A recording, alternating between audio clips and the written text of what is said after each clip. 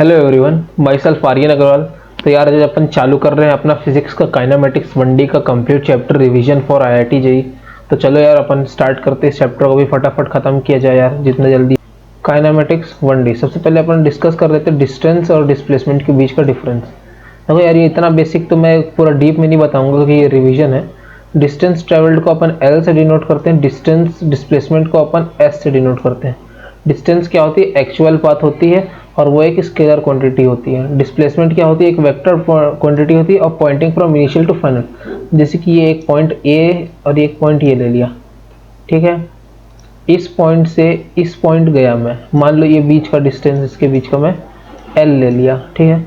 ये पॉइंट गया तो डिस्टेंस ट्रेवल एल होगा, डिस्प्लेसमेंट ट्रेवल भी एल होगा। लेकिन ये पॉइंट से चल के मैं वापस इसी इनिशियल पॉइंट पे आ गया, ठीक है। इनिशियल पॉइंट पे आ गया तो डिस्टेंस ट्रेवल कितना हो जाएगा? डिस्टेंस ट्रेवल ये पूरा हो जाएगा तो डिस्टेंस ट्रेवल तुम्हारा 12 हो जाएगा और डिस्प्लेसमेंट तुम्हारा 0 हो जाएगा, क्योंकि जहां से चले और फाइनली कहां पर हो उसके बीच का डिस्टेंस देखें तो दोनों तो अपन सेम ही जगह पे हैं, तो इसलिए डिस्प्लेसमेंट तुम्हारा 0 हो जाएगा। और डिस्प्लेसमेंट एक वेक्टर क्वांटिटी है जिसको मान लो यहाँ से यहाँ चले तो इनिशियली यहाँ थे और फाइनली यहाँ पहुंचे तो ये तुम्हारा डिस्प्लेसमेंट वेक्टर हो गया, ठीक है। अगर मोशन तुम्हारा यूनिडायरेक्शनल है, मतलब किसी एक डायरेक्शन में चलते जा रहा है ना, तुम ऐसे टेढ़ा मेढ़ा नहीं चल रहे हो, तुम सीधा सीधा सीधा सीधा चल रहे हो, ठीक है। तो मोशन अगर यूनिडायरेक्शनल है तो एल और एस के वेक्टर का मॉड सेम होगा, क्योंकि वेक्टर क्वांटिटी को स्केलर से कंपेयर नहीं किया जा सकता, वेक्टर के मॉड को कंपेयर किया जा सकता है। तो डिस्टेंस और डिस्प्लेसमेंट अगर यूनिडायरेक्शनल मोशन है तो सेम होते हैं, और बाकी सारे केस में डिस्टेंस ट्रेवल हमेशा डिस्प्लेसमेंट से ज़्यादा होता है, ठीक है। ये कुछ ट्रायंगल की प्रॉपर्टी, जैसे कि उस दिन वेक्टर ब्रेक करना सिखा रहा था, इसकी ये पूरा एंगल, इसको पूरा अल्फा ले लिया तो यहाँ से एक परपेंडिकुलर बाइसेक्टर डाला मैं, तो ये अल्फा बाई 2, ये अल्फा बाई 2, ये आर आर, मतलब ये एक आइसोसेलेस ट्रायंगल है, ठीक है। ये अल्फा बाई 2 हो गया, ये अल्फा बाई 2 हो गया, ये एंगल आर हो गया। तो अगर मैं इस आर को तोड़ूं, R cos alpha by 2, R sine alpha by 2, ये वाला को आर कॉस अल्फा बाई 2 तो आर साइन अल्फा बाई 2, ठीक है। तो ये हाइट तुम्हारी क्या आ रही है? ये वाली हाइट तुम्हारी आ रही है आर कॉस अल्फा बाई 2, और नीचे वाला, ये नीचे वाला तुम्हारा सिर्फ इतना पार्ट आ रहा है आर साइन अल्फा बाई 2, और ये वाला अलग से पार्ट आ रहा है आर साइन अल्फा बाई 2। तो ये दोनों को मिलाएंगे तो क्या आ जाएगा? 2r sign alpha by 2। ये एक आइसोसेलेस ट्रायंगल की प्रॉपर्टी हो गई, ठीक है। फ्रेम ऑफ रेफरेंस क्या होता है? मोशन एक रिलेटिव क्वांटिटी है। मोशन को अपन, जैसे कि मैं देख रहा हूं ये मोशन, ठीक है, लेकिन कोई अगर थर्ड पर्सन देख रहा है तो उसके रिस्पेक्ट में मोशन अलग होगा, ठीक है। तो मोशन एक फ्रेम डिपेंडेंट क्वांटिटी है, ठीक है, वो रेफरेंस के ऊपर डिपेंड करती है, वो एक रिलेटिव है। Is a 3D coordinate system. Frame of reference 3D coordinate system, जैसे कि एक्स वाई जेड, अपन ये देखो हाथ घुमा रहा हूं मैं, ये 3D में हाथ घूम रहा है, तो ये एक कोऑर्डिनेट 3D कोऑर्डिनेट सिस्टम हो गया, ठीक है। अपन कोऑर्डिनेट सिस्टम क्या मानते हैं? Usually observer is at origin of coordinate system, ठीक है। अपन इनिशियली अपन यही मानते हैं कि अपना ऑब्जर्वर 0,0 मतलब अपना ऑब्जर्वर ओरिजिन पे बैठा हुआ है, ठीक है। ये एक अच्छी पॉइंट है। Nothing in this world is at absolute rest. Sun भी किसी के अराउंड घूम रहा है, अर्थ भी सन के अराउंड घूम रही है, मून भी अर्थ के अराउंड घूम रहा है, और हम तो घूम रहे हैं लेकिन हमको पता नहीं किसके अराउंड, ठीक है। तो ये चीज याद रखना, nothing in this world is at absolute rest. अब स्पीड और डिस्प्लेसमेंट, स्पीड और वेलोसिटी के बारे में क्या बात करते हैं। ये हो गया स्पीड, ये इसको अगर मैं ऐसे साइन लगा रहा हूँ, ये ध्यान रख लेना, ये एवरेज का साइन होता है, ठीक है। तो अपन एवरेज स्पीड को एवरेज वी या फिर वी एवरेज से डिनोट करते हैं। ये क्या होता है? एवरेज स्पीड क्या होता है? Total distance upon total time, ठीक है। Average velocity vector, velocity vector का एवरेज या फिर वी एवरेज, ये क्या होता है? Total displacement upon total time. ये तुम हमेशा याद रखना, स्पीड इज ग्रेटर देन और इक्वल टू वेलोसिटी। ये कब? अगर तुम्हारा यूनिडायरेक्शनल मोशन हो गया तो डिस्टेंस और डिस्प्लेसमेंट दोनों सेम हो जाएंगे, जिसके वजह से तुम्हारा एवरेज वेलोसिटी और एवरेज स्पीड दोनों सेम हो जाएंगे, ठीक है। मेनली अपन एवरेज के बारे में बात करें। इंस्टेंटेनियस स्पीड क्या होती है? V d l by d t. अगर स्मॉल में बताऊं तो इस डिस्टेंस को क्या एल से डिनोट करते हैं, तो d l by d t और mod of d s by d t, ठीक है। इंस्टेंटेनियस वेलोसिटी क्या हो गया? वी ds बाई dt, और ये दोनों कब इक्वल होंगे? जब मोशन यूनिडायरेक्शनल होगा। इनिशियल वेलोसिटी क्या होते हैं? वेक्टर है तो ds वेक्टर बाई dt मतलब displacement by time. Special case क्या होता है कि ये कुछ डिस्टेंस v1 वेलोसिटी से t1 टाइम में कवर किया, ये v2 t2 टाइम में, v3 t3 टाइम में, ऐसे डॉटेड vn tn टाइम पे। तो एवरेज स्पीड क्या होती है? v1 t1 plus v2 t2 मतलब total displace total time. s is equals to ut, याद है ना? s is equals to ut, distance is equals to velocity into time. तो total distance vt divided by total time. अगर t1 t2 t3 सब equal है, t के बराबर है, तो एवरेज वेलोसिटी क्या हो जाएगी? v1 plus v2 plus v3 divided by n, vn plus n। Second case क्या हो गया अपना? ये s1 v1 s2 v2, s1 distance v1 से, s2 डिस्टेंस v2 से, s3 डिस्टेंस v3 से, sn डिस्टेंस vn से। तो यहाँ से t1 निकाल सकते हैं अपन कौन से फॉर्मूले से? s is equals to speed is equals to और distance is equals to speed into time से। तो t1 आ गया, t2 आ गया, t3 आ गया। तो एवरेज स्पीड क्या होगी? Total distance divided by total time t1 plus t2 plus t1 की जगह s1 बाई v1 रख के ऐसे सॉल्व कर लेना। अगर s1 s2 s3 सब s के इक्वल है तो 1 by v average is equals to 1 by n 1 by v1। अगर तो इसको ना तुम ऐसे बेसिक मेथड से सॉल्व किया करो तो ज़्यादा अच्छा रहता है, ठीक है। टाइम एंड पोजीशन एवरेज बात करते हैं। मान लो कोई velocity as a function of t दिया है, तो average between t1 and t2 कैसे निकालते हैं? Average velocity 1 by t2 minus t1 integral of t1 t2 vdt, ये टाइम एवरेज हो गया। बहुत कम ही यूज होता है ये टाइम एवरेज, पोजीशन एवरेज, लेकिन तब भी बताने में कुछ नहीं जाता है, इसलिए मैं बता दे रहा हूँ। तो कुछ लोग बोलते हैं भैया आपने पूरा कवर नहीं किया, ठीक है। 1 by t1 minus t2 integral of vdt t2 minus t1, ये तुम्हारा टाइम एवरेज हो गया। और पोजीशन एवरेज क्या है? x2 minus x1 integral v dx, ठीक है। वैसे बहुत कम ही यूज होता है यार, ये मेरे को तो आज तक जीवन में मेरे मतलब जब तक मैं जेई दिया तो मेरे को तो काफी यूज नहीं हुआ, तुम लोग बस ध्यान रखे रहना। Area under VT graph, VT graph का area integral v d t तुमको डिस्प्लेसमेंट देगा और मॉड वी तुम्हारे को डिस्टेंस देगा, ठीक है। मॉड लेने से क्या होता है? अगर ग्राफ तुम्हारा ऐसे है तो मॉड लेने से तुम्हारा ग्राफ ऐसे हो जाएगा, ठीक है, मतलब नीचे वाला पार्ट पलट के ऊपर आ जाता है, तो ये तुमको फिर ऊपर वाला कर देगा, फिर वो पूरा डिस्टेंस हो जाएगा। डिस्प्लेसमेंट क्या होती है? डिस्प्लेसमेंट L मतलब हो गया distance mod S1 plus mod S2। S1 मान लो तुम्हारा ये तुम कहीं जा रहे हो, ठीक है, नहीं सॉरी ऐसे बना लो, ये तुम कहीं जा रहे हो, ये तुम्हारा S1 हो गया डिस्प्लेसमेंट, ये तुम्हारा S2 डिस्प्लेसमेंट होगा। तो डिस्टेंस को तुम क्या लिख सकते हो? S1 प्लस मॉड S2, ठीक है। व्हेन यू टर्न ले रहे हैं, अगर तुम यू टर्न ले रहे हो कहीं ना कहीं, ये चीज़ हमेशा ध्यान रखना, अगर तुम कभी यू टर्न ले रहे हो तो तुम्हारी वेलोसिटी जीरो होगी ही होगी। ये क्वेश्चन में अलग से हिंट रहता है कि वेलोसिटी कहाँ जीरो हो रही, जहाँ पर अपन यू टर्न ले रहे हैं, इसलिए ये चीज़ हमेशा ध्यान रखना है, ठीक है। एक्सीलरेशन क्या होता है? Acceleration time rate of velocity होता है, मतलब कितना स्पीड से वेलोसिटी चेंज हो रही है, इसको एक्सीलरेशन बोलते हैं।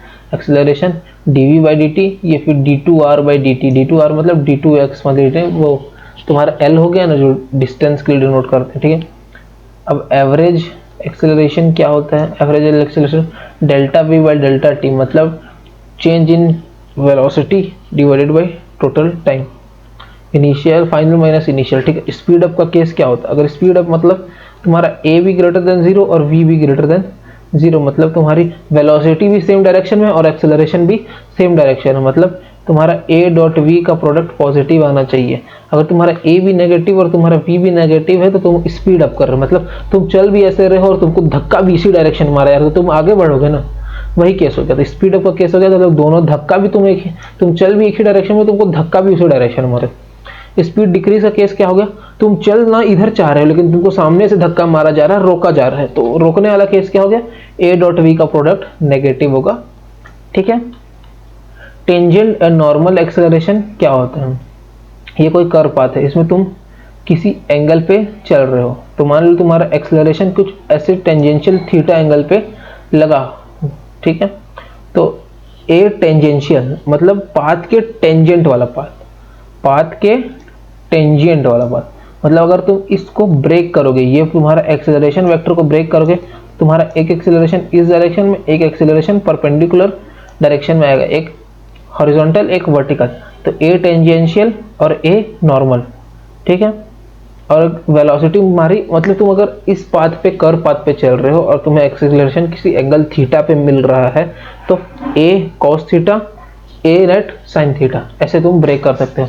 तो ए टेंजेंशियल क्या हो गया, यहाँ पर तुमको मीनिंग समझ में आ जाए। ए टेंजेंशियल क्या होता है, चेंजेस मैग्नीट्यूड ऑफ वेलोसिटी, मतलब वेलोसिटी के डायरेक्शन में एक्सेलरेशन क्या करता है, वेलोसिटी का मैग्नीट्यूड चेंज करता है, ठीक है। और नॉर्मल क्या करता है, नॉर्मल तुमको डायरेक्शन चेंज करने में हेल्प करता है। सर्कुलर मोशन याद है, वेलोसिटी ऐसे, एक्सेलरेशन ऐसे लगता है, तो धीरे धीरे पार्टिकल ऐसे घूम जाता है, सर्कुलर मोशन करता है। तो और टेन थीटा, ये थीटा क्या हो जाएगा, a n by a t, a normal by a tangential, और ए नेट क्या होता है, ए टेंजेंशियल का स्क्वायर प्लस ए एन का स्क्वायर, मतलब तुम बेसिकली ट्रायंगल लॉ लगा रहे हो, हाइपोटेनस वाला, ठीक है। अब dv बाई डी टी क्या होता है, ए नेट होता है। Mod dv by d T क्या होता है, mod A magnitude of net acceleration होता है। अब ए टेंजेंशियल और ए नॉर्मल के बारे में डिस्कस कर ले। टेंजेंशियल क्या होता है, जो पाथ के टेंजेंट हो, और नॉर्मल क्या होता है, वेलोसिटी के परपेंडिकुलर वाला, ठीक है। Rate of change of speed को टेंजेंशियल बोलते हैं। इसका होता है ए टेंजेंशियल का formula D mod we by d T होता है। और ए एन तुम्हारा नॉर्मल एक्सेलरेशन क्या होता है, वी स्क्वायर बाई रो, रो क्या होता है, रेडियस ऑफ कर्वेचर, और वी हो गया तुम्हारा स्पीड। ये फॉर्मूला, जैसे कि मान लो कुछ फंक्शन दिया, y is a function of x, path का कुछ फंक्शन दिया है, तो तुम rate of radius of curvature कैसे निकालोगे, 1 प्लस वाई डॉट का स्क्वायर की power 3/2 divided by dot y double dash, मतलब 1 प्लस वाई डैश का होल स्क्वायर का power 3/2 divided by y double dash. Double dash क्या हो गया, डिफरेंशिएशन हो गया, ठीक है। रेडियस ऑफ कर्वेचर क्या होता है, the radius of tangent of the circle at a represent the radius of curvature of a, मतलब एक पॉइंट पे तुम, जैसे कि ये कर्व है, तो इस पॉइंट पे तुम सर्कल कितने रेडियस का बना सकते हो, इसी को रेडियस ऑफ कर्वेचर कहा जाता है, ठीक है। बेसिकली ये meaning, radius of curvature of circle is constant eight everywhere, ठीक है। Radius of circle of straight line is infinity, अगर तुम स्ट्रेट लाइन पे चल रहे हो तो रेडियस ऑफ कर्वेचर तुम्हारा इंफिनिटी होगा, और एक सर्कल पे रेडियस ऑफ कर्वेचर कांस्टेंट होता है। क्यों कांस्टेंट होता है, क्योंकि उसकी रेडियस कांस्टेंट होती है, ठीक है भाई। अगर तुमको स्पीड लग रहा है तो मेरे को बता देना यार, क्योंकि मैं इसी टाइप से रिवीजन करता था अपना, ठीक है। यूनिफॉर्म एक्सेलरेशन मोशन क्या होता है, यूनिफॉर्म एक्सेलरेशन मतलब जहां पर एक्सेलरेशन तुम्हारा कांस्टेंट है। कांस्टेंट इन द सेंस क्या हो गया, मैग्नीट्यूड और डायरेक्शन दोनों में कांस्टेंट हो गया, क्योंकि ये वेक्टर क्वांटिटी है, ठीक है। वेक्टर फॉर्म और स्केलर फॉर्म दोनों को अलग अलग डिवाइड कर लेते हैं। v is equal to u plus a t, तो इसमें तुम वेक्टर लगा लो तो पूरा वेक्टर फॉर्म में बन गया। v is equal to u plus a t तुम स्केलर फॉर्म में बना लो। s is equal to u t plus half a t square, s is equal to u t plus half a t square, s is equal to v t minus half g t square, ये बहुत कम लोग याद रखते हैं, s is equal to v t minus half g t square. s is equal to u plus v by two into t, s is equal to v by u by two into t. भाई तुम acceleration वो vector लगाते जा, v square is equal to u square plus two a s, v square is equal to u square plus two a s. S n th का formula क्या होता है, u plus a by two two n minus one. S n th का formula क्या होता है, u plus a by two two n minus one. और ऐसे रिवीजन करना है यार तुम लोग को, रिवीजन में ज़्यादा टाइम नहीं लगना चाहिए, इसलिए बोलते हैं शॉर्ट नोट्स बनाओ। हाँ तुम लोग बताना यार शॉर्ट नोट्स चाहिए कि नहीं, मैं टेलीग्राम बनाने का सोच तो रहा हूँ, इस वाले वीडियो को बताना कि कमेंट में क्या चाहिए कि नहीं चाहिए, कि मेरे को अभी तक मिले नहीं जाता कमेंट, कुछ कुछ मिले हैं। This equation are also valid in the case of curved motion, ठीक है, विथ कांस्टेंट टेंजेंशियल एक्सेलरेशन। ये कर्व्ड मोशन के में वैलिड है जब टेंजेंशियल एक्सेलरेशन कांस्टेंट हो। But here s represent distance travelled in this case. अगर तुम सर्कुलर मोशन की बात करोगे तो एस वहां पर डिस्टेंस ट्रेवल होगा, और यहाँ पर एस क्या है, डिस्प्लेसमेंट है, ठीक है। Ratio of distance travelled in successive और सक्सेसिव, ठीक है, a बाई टू, ये तुम लोग सुने ही होंगे यार, गैलीलियो S1 S2 S3 का रेशियो 1:3:5:7:9 के रेशियो में रहता है, ठीक है। Ratio of time intervals of equal T1 T2 T3, तुम्हारा अगर time interval for equal interval, जैसे कि मान लो तुम S S S S से चल रहे हो T1 T2 T3, तो यहाँ पर तुम्हारी जो टाइम T1 T2 T3 का रेशियो आता है वो कुछ इस फॉर्मेट होता है, √1 - √0 √2 माइनस √2 माइनस √1, √3 माइनस √2, √4 माइनस √3, इस फॉर्मेट में √n माइनस √n माइनस 1 ये फॉर्मेट में आता है, ठीक है। फ्री फॉल और straight line motion under gravity में क्या होता है, ड्रॉप्ड और रिलीज। अगर हम लोग क्या मानते हैं कि अगर रिलीज अपन ऊपर को डायरेक्शन को पॉजिटिव मानते हैं, ठीक है। अगर अपन रिलीज कर रहे हैं मतलब ऊपर फेंक रहे हैं तो ऊपर वाले डायरेक्शन को पॉजिटिव मानते हैं। तो इस केस में क्या होता है, v is equal to u plus a t होता है, लेकिन डायरेक्शन के साथ नीचे g लग रहा है तो g नेगेटिव हो गया और u पॉजिटिव हो गया। तो v is equal to u minus g t s is equal to u t minus half g t square, v square is equal to u square plus 2gh हो गया। और h यानी क्या होता है, u minus g by two 2n minus u plus a by two होता है, लेकिन g नेगेटिव है तो डायरेक्शन साइन के साथ रखना है, ठीक है। अगर अपन ड्रॉप को मानते हैं तो नीचे वाले डायरेक्शन को पॉजिटिव मानते हैं, तो v इज इक्वल टू, अगर ड्रॉप हो रहा है तो उस केस में क्या होता है, ड्रॉप के केस में क्या होता है, u की वैल्यू 0 हो जाती है। ये 10th क्लास में पढ़े हैं, ठीक है। v is equal to g t h is equal to half g t square, v square is equal to 2g, ठीक है।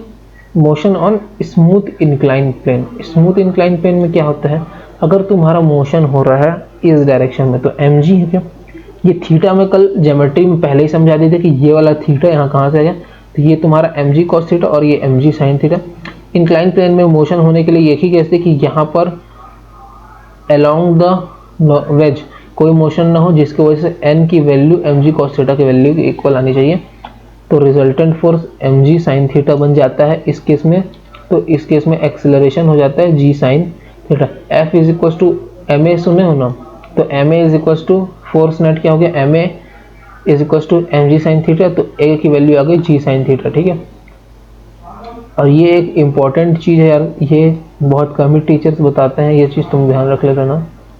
देखो, time taken by each ring to hit the surface of the circle is same when all start together. मान लो ये एक circle है, ठीक है, यहाँ पर से तुम ऐसे ऐसे धागा बांध दिए, मतलब एक ही पॉइंट से, देखो तुम, ये एक पॉइंट हो गया, ये एक सर्कल हो गया, ठीक है। चाहे तुम कहीं भी धागा बांधो, एक ऐसे धागा है, एक ऐसे धागा है, एक ऐसे बंधा हुआ है, एक ऐसे बंधा हुआ है, एक ऐसे बंधा हुआ है, यहाँ पर तुम रिंग रख दो, सबको रिंग रख दो और सबको एक साथ छोड़ोगे ना तो सब एक ही टाइम पे सरकमफ्रेंस को हिट करते हैं, ठीक है।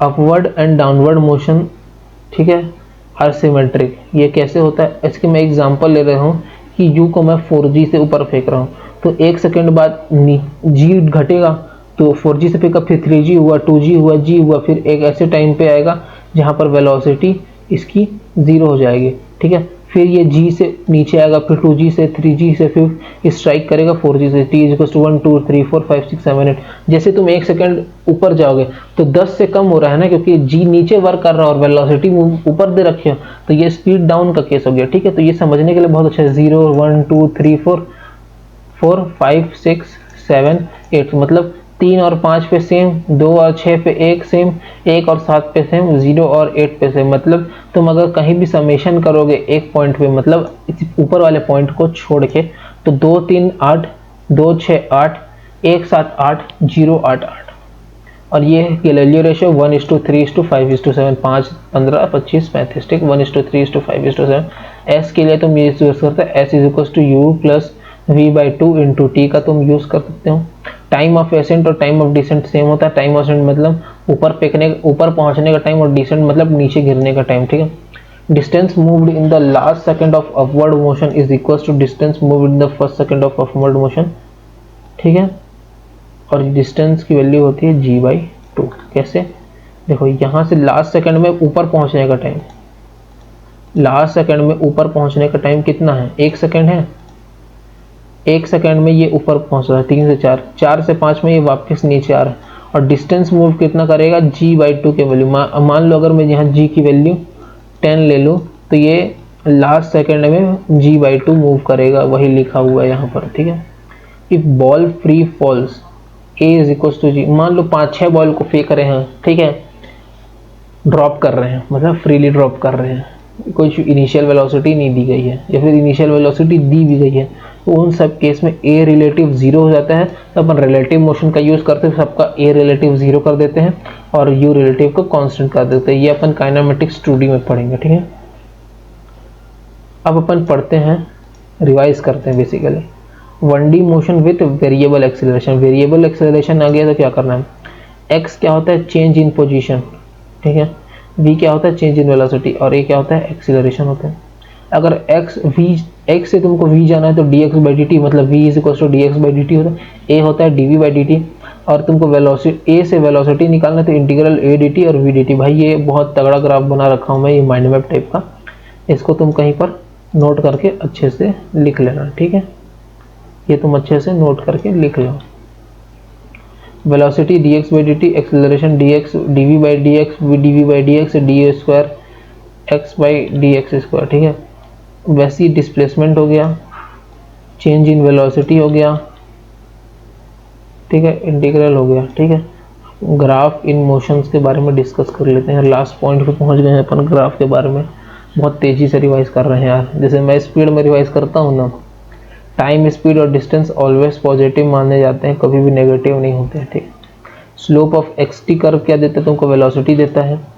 एक्सटी कर्व, वीटी कर्व तुमको एक्सीलरेशन देता है, और एटी कर्व तुमको जर्क देता है। ये नेचर ऑफ एक्सीलरेशन के बारे में बता देता है एक्सटी कर्व, ठीक है। एरिया ऑफ वीटी तुमको डिस्प्लेसमेंट देता है, एटी तुमको चेंज इन वेलोसिटी देता है, और एक्स क्या देता है difference of squares of velocity by 2 देता है, ठीक है। तो nature of acceleration of x t curve क्या होगा, अगर तुम्हारा एक्सटी कर्व इसमें से कांस्टेंट जा रहा, मतलब वेलोसिटी 0 और एक्सेलरेशन 0, मतलब टाइम के साथ साथ तुम्हारी पोजीशन चेंज नहीं हो रही, मतलब तुम जहाँ खड़े हो वहाँ खड़े हो, मतलब तुम्हारी वेलोसिटी 0 है, और टाइम के साथ चेंज भी नहीं हो रही, तो मतलब एक्सेलरेशन भी 0, ये लीनियर चेंज हो रहा है। तो यहाँ पर वेलोसिटी कांस्टेंट, मतलब धीरे धीरे इनिशियली तुम लगातार चेंज हो जाती है ये तुम्हारी पोजीशन टाइम के साथ, ठीक है, ये अच्छा है। अगर तुम्हारा ऐसे कन्वेक्स ग्राफ बन रहा है, मतलब नीचे खड़े होकर देखो तो तुमको एक चंद्रमा टाइप का दिख रहा है, तो इस केस में एक्सेलरेशन पॉजिटिव हो जाता है। और तुमको ऐसे उतरा मुंह दिख रहा है, मतलब लूज फेस दिख रहा है, मतलब सैड फेस दिख रहा है, ठीक है। सैड फेस दिखने से मतलब तुमको क्या हो गया, कनकेव फेस दिख रहा है, जिसकी वजह से एक्सेलरेशन नेगेटिव हो गया, मतलब उतरा फेस नेगेटिव और स्माइली फेस तुम्हारा पॉजिटिव एक्सेलरेशन शो करेगा। Standing below the curve, main तो एक्सटी कर्व ही होता है। इफ ग्राफ इज कन्वेक्स तो acceleration positive, if graph is concave मतलब वो स्माइली फेस नहीं है, तुम्हारा उतरा हुआ फेस है, तो एक्सेलरेशन तुम्हारा नेगेटिव हो जाएगा, ठीक है।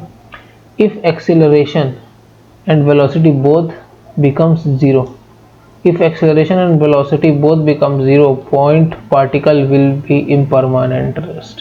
अगर एक्सेलरेशन और वेलोसिटी दोनों 0 हो गई है, मतलब ये ऐसे के वैसे पड़ा हुआ है, ना मैं इधर से कोई फोर्स दे रहा हूँ ना इधर से कोई फोर्स दे रहा हूँ, अगर ये ऐसे कैसे पड़ा है तो ये हमेशा परमानेंट रेस्ट में रहेगा, ना अगर मैं वेलोसिटी चेंज कर रहा हूँ ना एक्सेलरेशन चेंज कर रहा हूँ, ठीक। ये लास्ट पॉइंट यार, in constant acceleration motion average velocity in a certain time interval is same as instantaneous velocity and middle time। देखो ये कांस्टेंट एक्सेलरेटेड मोशन है, ठीक है, वीटी कर्व प्लॉट किया हूँ, ये कुछ ऐसे मूव कर रहा है, ठीक है, ये एक ऐसे टी टाइम तक ऐसे मूव किया, ठीक है। ये फाइनल वेलोसिटी भी और इनिशियल वेलोसिटी यू से कांस्टेंट एक्सेलरेटेड मोशन है, ठीक है। तो इसमें अगर तुमको इंस्टेंटेनियस वेलोसिटी पूछ रहा है किसी भी पॉइंट पे, इंस्टेंटेनियस वेलोसिटी क्या होगी, तो तुम u+v/2 × t जो मिड पॉइंट पे है उसको नोट कर दो, सही हो जाएगा, सीधा आंसर सही है, ठीक है भाई। तो इसके साथ मैंने काइनेमेटिक्स 1D पूरा कंप्लीट कर दिया यार। देखो ये वाला थोड़ा चैप्टर मैं स्पीड अप किया हूँ, क्योंकि ना मैं तुमको दिखाना चाहता हूँ कि कितना तेज़ी से अपन रिवीजन कर सकते हैं, ठीक है। अगर तुमको ज़्यादा स्पीड लग रहा है यार तो मेरे को इसके नीचे कमेंट में बता देना, मैं इसका स्पीड स्लो कर दूंगा, ठीक है। तो thank you for watching, take care, bye bye. और अच्छा लगा हो यार तो नीचे एक लाइक और सब्सक्राइब का बटन होगा यार, उसको क्लिक कर देना। For any doubts let me know in the comment section. Take care, bye bye.